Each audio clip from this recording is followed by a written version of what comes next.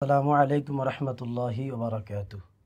আলহামদুলিল্লাহ, আল্লাহ পাকের লাখো কোটি শুকরিয়া যারা মহান রব্বুল আলামিন আমাকে এই প্রশিক্ষণের মধ্যে অংশগ্রহণ করার তৌফিক দান করছেন।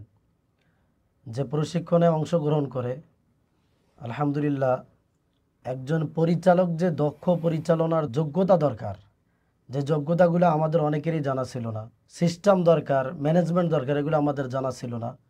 এখানে এসে আলহামদুলিল্লাহ আমাদের বিশেষ করে আমার এবং আশা করি আমাদের সকলের অনেক সুন্দর একটা প্রতিষ্ঠান পরিচালনা করতে পারবো এরকম যোগ্যতা আল্লাহ তাআলা আমাদের দান করছেন।